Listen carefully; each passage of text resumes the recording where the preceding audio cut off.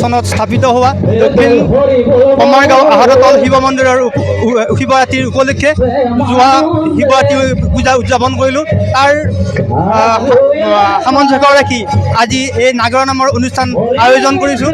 আজি এই নাগৰা নামৰ অনুষ্ঠানত ৰাতিপুৱাৰ পৰা বিভিন্ন কাৰ্যসূচী আৰম্ভ হৈছে।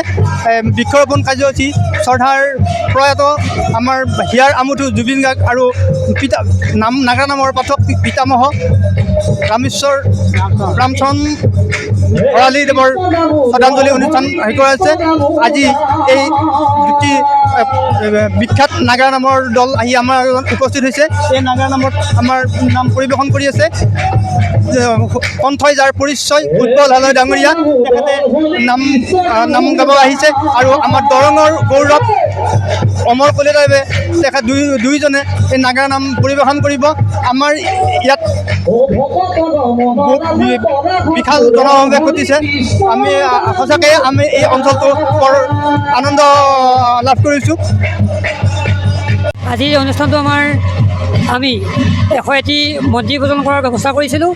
এই মুখ্য মন্ত্ৰী ভোজন গুচি ৰূপায়ণ কৰিবৰ বাবে আমি আমন্ত্ৰণ জনাইছিলোঁ গুৱাহাটী পুষ্পিত ভেলী লিমিটেডৰ সঞ্চালক সন্মানীয় সম্ৰাট ডেকাদেৱক।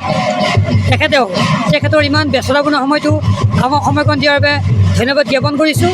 আৰু যিসকল মহান দাতাই আজি এই অনুষ্ঠানখন দান দি সুকলমে চলাই নিয়াত সহায় কৰিলে, আমি সকলোকে উত্তম সমিতিৰ তৰফৰ পৰা আন্তৰিক ধন্যবাদ জ্ঞাপন কৰিছোঁ। আৰু সুদূৰ নলবাৰীৰ পৰা অসমৰ স্বনামধন্য নামৰ পাঠক উৎপল হালৈদেৱক আমি আমন্ত্ৰণ জনাইছিলোঁ।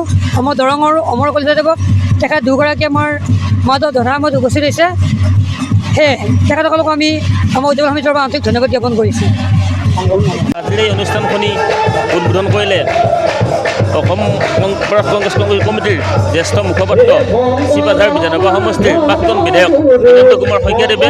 আমি তেখেতকো আমাৰ সমিতিৰ তৰফৰ পৰা আন্তৰিক ধন্যবাদ আৰু কৃতজ্ঞতা জ্ঞাপন কৰিছোঁ।